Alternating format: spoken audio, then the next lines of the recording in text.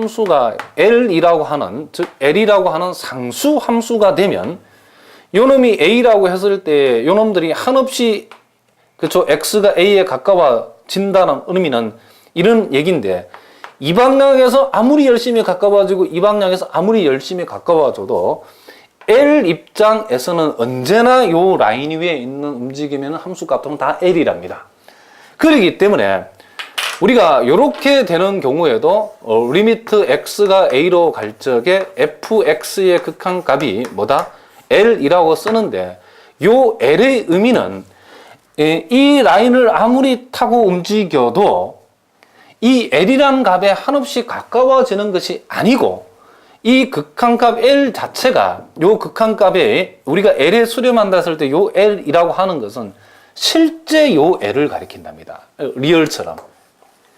극한적으로 L에 한없이 가까워지는 것이 아니고, 이렇게 움직이고, 자, 이렇게 움직이고, 이렇게 한없이 움직여서 가까워지면 이 라인 위에 있는 값들은 무조건 다 L이 되기 때문에, 여기서 말하는 극한값 L은 L에 한없이 가까운, L보다 살짝 크고 작다를 얘기하는 것이 아니고 L 그 자체를 얘기할 수도 있답니다. 그래서 우리가 리얼 같은 경우가 있기 때문에 fx가 L에 한없이 가까워진다는 말은 사실은 정확한 표현이 아니랍니다. 우리가 어떤 함수의 극한값이 L에 수렴한다고 했을 때는 L에 한없이 가까워지는 이런 경우들도 있지만은 L 그 자체일 수도 있다는 것을 여러분들이 반드시 기억해야 됩니다. 자, 사실은 여러분들이 이 내용을 선생님이 극한값을 L이라고 쓰면 되지 왜 그걸 따지는가 라고 하는데, 사실은 이게 매우 중요하답니다. 우리가 나중에 공부할 합성함수의 극한 등등에서 사실은 이 내용을 파악하는 게 매우 중요하답니다. 무슨 말 알겠죠? 그래서 다시 한번 정리를 하면, 여러분 이 정의, 함수 극한의 수렴의 정의와 이 개념을 정확하게 알아야 된답니다. 뭐라고요? x가 한없이 a에 가까워진다라고 하는, x가 한없이 a에 접근한다라고 하는 이 말은 절대로 x는 a가 될 수 없지만은 fx가 n에 한없이 가까워진다, 즉 fx l에 수렴한다라고 했을 때는 이 fx가 L 그 자체가 될 수도 있다는 것을 절대로 놓치면 안 된다, 이런 얘기를 합니다. 무슨 말인지 아시겠죠? 그래서 선생님이 우리가 극한값이, 함수의 극한값이 L에 수렴했다라고 얘기했을 때에 그 네 가지 사태를 파악하는 거, 이거 매우 중요하답니다. 최근 시험 문제에 매우 난이도가 높고 우리가 어려운 4점짜리로 출제되는 문제랍니다. 요것만 정확하게 여러분들이 파악할 줄 알면 매우 쉽게 풀 수 있다, 이런 얘기를 합니다. 자, 뭐라고요?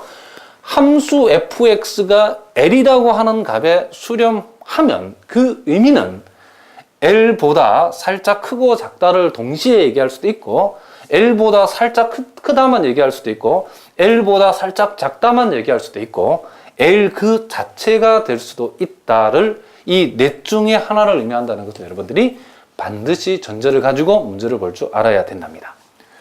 자, 그러면 우리가 요놈들에 관련된 문제들을 여러분과 함께 선생님이 우리가 한번 풀어보면서 연습을 해야 되는데, 우리가 세 번째 우리가 주의할 내용들이 있답니다. 이것도 굉장히 중요한데, 자, 주의 내지는 우리가 조심해야 되는, 그죠? 함수의 극한. 자, 우리가 이 정오 판단 문제에서 나올 수 있는 문제이기 때문에 여러분들이 이 내용을 반드시 알아둬야 된답니다. 자, 그 첫 번째가 필기를 해보면, 리미트 x가 0으로 갈 때에 f의 코사인 x랍니다. 이렇게. 자, 이 놈을 많은 학생들이 이 놈을 요렇게 적었다라는 겁니다.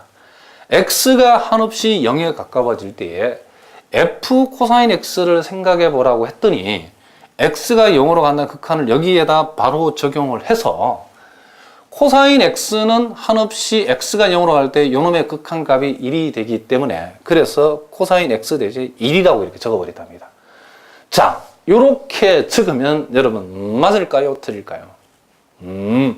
선생님이 질문하는 분위기 보니까 일단 틀린 거는 확실한데 왜 틀렸는지를 알아야 된답니다. 우리가 이 극한이 우리가 x가 0으로 갈 때 이 극한이 이 함수 f 전체, f 코사인 x 전체에 적용받는 거기 때문에 이 리미트가 함부로 이 변수 안으로 들어갈 수 없답니다. 어떤 경우에는 들어갈 수 있답니다. 어떤 경우에 들어가는 거는 우리가 선생님이 다음 시간에 확실하게 알려줄 테니까 일단은 요놈이 요 안에 무조건 들어갈 수 없답니다. 그래서 결론부터 얘기하면 이렇게 쓰면 무조건 요건 정호 판단 문제에서 틀린 문제랍니다. 뭔 말인지 알겠죠? 그러면 일단은 여기에서 요놈의 진짜 계산은 어떻게 하느냐면 이렇게 한답니다. 우리가 여기에서 코사인 x라고 하는 것을 뭐라고 두면 그렇죠. t라고 일단 이렇게 치환을 해야 된답니다. 그러면 우리가 x가 한없이 0으로 간다는 극한을 우리가 요놈을 t라고 치환함으로써 t의 관한 극한으로 우리가 이걸 바꿀 거랍니다. t에 관한 극한으로. 그러면 x가 한없이 0으로 간다라고 했을 때에 이 코사인 x, 즉 t랍니다. 이 코사인 x는 어디로 가는가를 우리가 알아야 되는데 이 코사인 x가 어디로 갔냐 했더니 많은 학생들이 일로 가지 어디로 가 이렇게 얘기하면 안 된답니다. 요놈은 우리가 x가 0으로 갈 때 코사인 x의 극한값이라는 것으로 사태를 파악해야 되는데 요놈은 이렇게 이해를 해야 된답니다. 우리가 0 근방에서 코사인 그래프는 이렇게 되어지는 거고 요게 x가 한없이 이렇게 0에 가까워진다라고 하는 것은 요놈이 1인데 요 극한값은 한없이 1에 가까워지는 거는 맞기는 맞는데 보다시피 1보다 작은 쪽에서 1에 가까워지지 1보다 큰 쪽에서 1에 가까워지는 경우는 안 생긴답니다. 그래서 우리가 앞에 우리가 두 번째 사태 파악한 것처럼 x가 한없이 0으로 할 때 코사인 x는 1로 가는데 그 1의 내용이 그냥 1이 아니고 1보다 살짝 작은 1이랍니다. 그래서 우리가 요놈은 이렇게 둘 수 있답니다. 리미트 t라고 하는 값이 x가 0으로 간다는 말은 t가 1-0으로 간다는 말만 의미하기 때문에 요놈이 이렇게 되고 ft라고 할 수 있답니다. 그러면 t가 한없이 1-0으로 갈 때의 ft라고 하는 요놈의 결과, 요놈이 바로 요놈인데 요렇게 생겨 묵은 것을 우리가 ft1이라고 바로 적을 수 있다는 것은 아니다는 것은 우리가 자명하답니다. 왜 그런가? 우리가 1s의 자극한하고 어떤 함수의 1s의 함수값을 무조건 같다라고 할 수 없답니다. 이거는 fx의 내용에 따라서 같을 수도 있고 다를 수도 있기 때문에 무조건 같다라고 하면 안 된답니다. 우리가 요놈과 요놈이 무조건 같아지려면 한 가지 조건이 필요하답니다. 함수 f가 1에서 뭐다? 나중에 배우는 연속 조건이 있으면 요놈을 같다 할 수 있답니다. 무슨 말인지 아시겠죠? 그래서 1s의 자극한 값하고 결국 1s의 함수 값을 무조건 같다라고 할 수 없기 때문에 요놈을 이렇게 계산한 것은 틀렸다는 것을 선생님이 보여줬답니다. 아시겠죠? 자, 또 우리가 두 번째 우리가 또 조심할 내용을 한번 살펴보면 우리가 이런 경우도 여러분들이 조심해야 된답니다.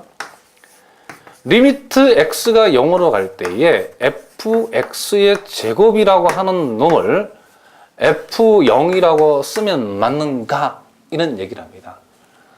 이 놈을 이렇게 적었다. 맞는가? 요것도 우리가 무조건 맞다 하면 틀리답니다. 왜 그러냐 하면 요 놈도 마찬가지인 게 우리가 x제곱을 t라고 뒀을 때에 x가 0으로 간다라고 하는 말하고 t라고 하는 값, 즉 x제곱이라고 하는 값은 어디로 가는 걸 파악해 봐야 하는데 요놈을 그냥 0이라고 하면 틀린답니다. 그냥 0이라면 안 되고 우리가 요놈도 우리가 살펴봐야 되는데 x제곱이라는 값은 이렇게 생겨 먹었기 때문에 x가 한없이 이렇게 0에 가까워지면 이 극한값은 한없이 0보다 큰 쪽에서 0에 가까워지는 경우만 생긴답니다. 그래서 우리는 요걸 0 플러스 0, 즉 플러스 0이라고 쓸 수 있답니다. 그래서 요놈도 결국에는